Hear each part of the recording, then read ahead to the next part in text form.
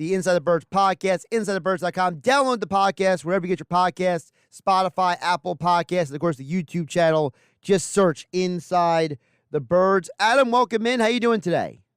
Josh, I'm well. Yeah, beautiful Orlando. I know back east we're getting some rain and we're overcast skies, but here in Orlando it's very sunny, low 80s, and this is my 23rd owners meetings, and always good to be here. And also just got out of Jeffrey Lurie's press conference, Eagles owner. Yep. And good to catch up with him. I actually saw him at a party last night. Good to talk to him, and gave his annual State of the Team address, so to speak. So let's start with the owner because, Jeffrey, it's always, as you've talked about in the Inside the Birds pod, Adam, when Jeffrey speaks, it's always a good look into how he views things. So let's start with the retirement. Two guys that, Lurie has had a connection with. We know in the past he was close with Jason Peters. He's gone, and now he sees two more former Eagles, Fletcher Cox and Jason Kelce, walk out the door. And he also had a pretty good relationship with Fletcher Cox, and one of the many reasons why Fletch really did not want to play for another team in his career, and he never wound up doing that, just like Kelce. Pretty amazing, Josh.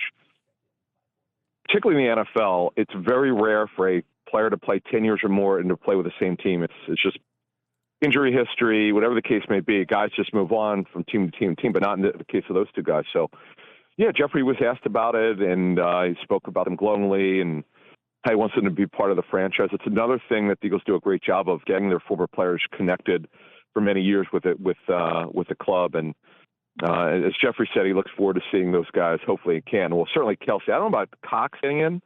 Fletch, that's another discussion, whether he gets in the Hall of Fame someday. But obviously Kelce will. It's just a matter of does he get in 5 years.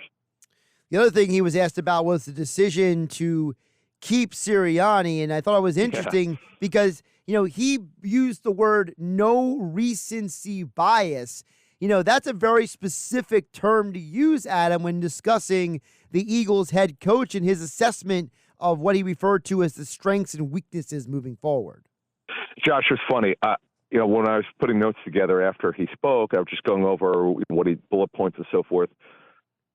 Knowing him over the years and hearing him speak and so forth, it's the first time I've heard him talk about recency bias or latency bias. It's, he's big on the buzzwords, emotional connection and stuff. He's talked about a lot of things over the years, and this is a new one, sort of a buzzword, but I totally got it, because if he just went with the last 6 out of 7 games, you certainly could have made the case for them to change coaches. But if you went over the 3 years and the success under Nick Sirianni, it would be hard to walk away from him. You got to let the guy make a mistake or not do well. I mean, you can't expect perfection. There's no such thing in the National Football League, Josh. So, okay, this happened. They got to the Super Bowl with Sirianni 2 years ago. He's got a winning record in 3 playoff appearances in 3 years. Are you really going to fire a guy? So whatever. We talked about this one Inside the Birds after the season's over. We heard Jeffrey was very angry about how the season ended. Well, who wouldn't be? Duh. Right. But he obviously calmed down and took a step back, and he wouldn't talk about that part. But what he did talk about is the process of how he does things and how thorough they are. And Sirianni and Roseman presented kind of what their plan was going forward, and that's what Jeffrey talked about today. He wouldn't be specific about it, but we talked about Inside the Birds, and you obviously on our show, and you obviously know what the results were. It was they were going to have two coordinators, and that was obviously a big part of it. He also talked about player development as part of it, of improving everything. And it's good to see that. One of the things I really liked what he said was that it wasn't specific to football operations, but whenever anything's going well, you just don't accept it. Go, well, that's going to be, here we are. We're going to do this every year. Even when you're doing great, you got to still look at everything. Another thing the owner Jeffrey Lurie talked about was about the fact how self-critical the head coach is of himself, and he talked about how he was encouraged by Sirianni and Roseman's plans for the future, which gets back to something that, Adam, you and Jeff have talked about on the Inside the Birds podcast about how Jeffrey Lurie is the kind of owner who does like to see a plan. You guys have mentioned this multiple times on the pod. Yeah, well, in fact, Josh, what you just said was a big part of Sirianni retaining this job is what is the plan going forward? And what I think Jeffrey said today was, we didn't quite know this about Nick. We know Nick would talk about this after game plans, you putting yourself through the mud, and so to speak. But that's a good thing that the head coach is self-critical about the season and everything that he did or didn't do correct. So that was good. I mean, that was interesting insight to what they were dealing with. And look, they have this detailed plan. The offseason we've seen now. Sirianni was able to talk a little bit about free agency and what happened. And Sirianni talked earlier this week about it. So did Jeffrey. And Jeffrey talked about that today. And don't forget, Roseman talked, the GM, the head coach talked. And this is what we always get going back decades, is that typically all three speak here. Talk with Adam Caplan, NFL Insider, at Caplan NFL on Twitter X platform, Inside the Birds podcast, wherever you get your podcasts, InsideTheBirds.com, and just search Inside the Birds over on YouTube for the latest edition of Intel with Greg Cosell about the wide receiver class in the draft this year. We talked about Nick Sirianni spoke this morning, Adam, and I thought it was interesting because he was very specific about how he views that Kellen Moore will definitely call plays. He's going to run his scheme. Sirianni will have input, but he was very affirmative that it's going to be Kellen Moore's offense, it seems like. Yeah, but the only thing that raised eyebrows, and this is the second time he's done it, he's talking about meshing everything together. Well, he didn't say that the first time he spoke when him and Roseman spoke after the season was over against Tampa Bay. They spoke, within a week after, but they delayed it a little bit because they had to get some things together. That's when Nick kind of seemed defeated, and it's going to be Kellen's scheme, and he's going to run the show, and I don't even know then who he said who that was. I think he just talked about the new offense coordinator is going to be able to run his stuff. That's when Tim McManus from ESPN.com asked, "Well, then what are you going to do?" If you remember that. Right. But then the last two times, Josh, he spoke at the combine. That's where he dropped that. Oh, we're going to mesh stuff together, and he did it again today.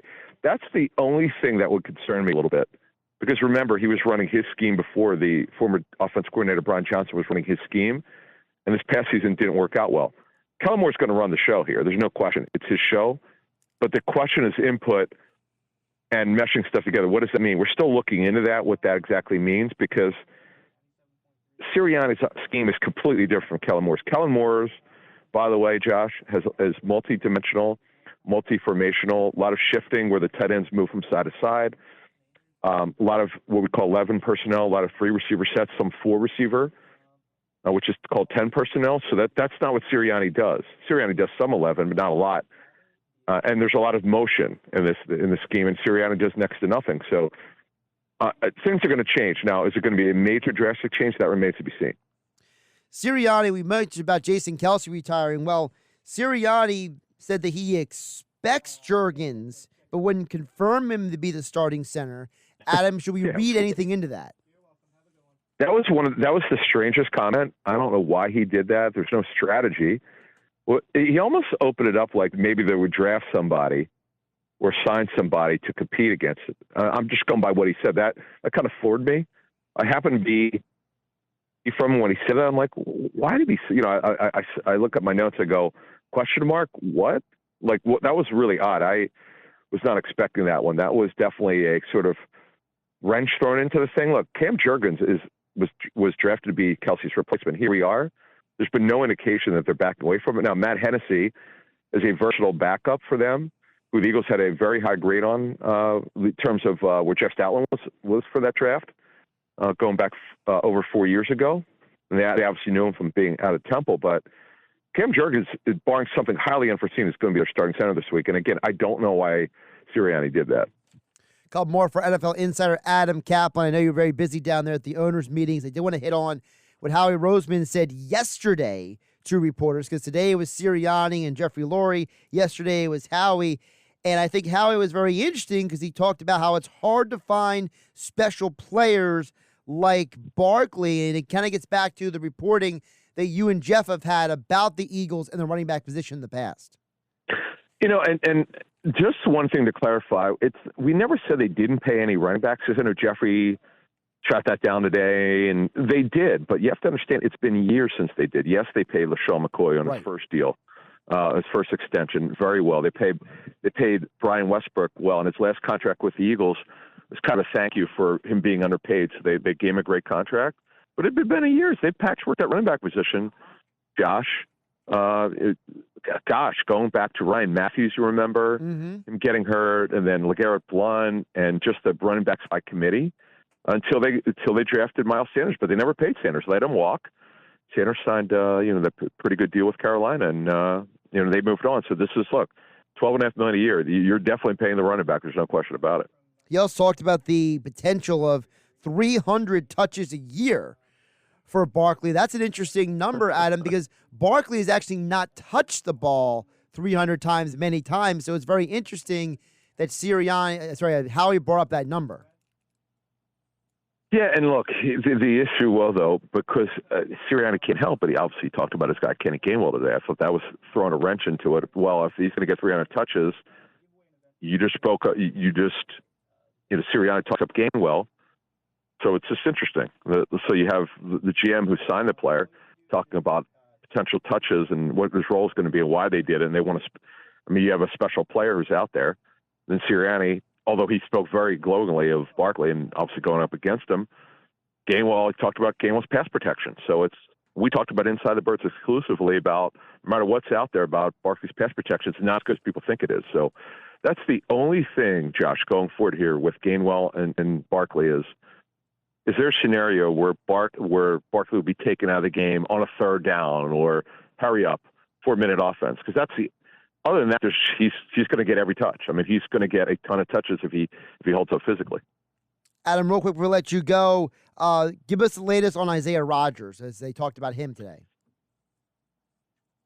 He was asked about, and he said, "Look, they look forward to getting him in there. He sounds optimistic that he's going to get reinstated." Yeah, so the word around the league is that Rodgers applied for reinstatement sometime in the last 4 to 6 weeks. Don't know the exact time frame, but that's not the issue. The issue is will he get reinstated? That's up to the league. Nobody knows when that will be, if he does at all. But obviously they're counting on Rodgers to get reinstated and to be a meaningful part of their secondary because they don't have a nickel right now. Right. And they need some juice on their outside corner. Rodgers could play either position. By the way, the guy's a really good returner. Probably going to be a guy who could be their kickoff returner. So if he is reinstated, he got a pretty big role. We'll see. At Caplan NFL on the Twitter X platform. It's Inside the Birds podcast, Spotify, Apple Podcasts, wherever you get your podcasts. Also, don't forget Inside the Birds on YouTube. The latest edition of the Intel with Greg Cosell dropped about this year's wide receiver draft class. Adam, appreciate you making some time. Enjoy the weather down there, okay? Thanks, man. See ya.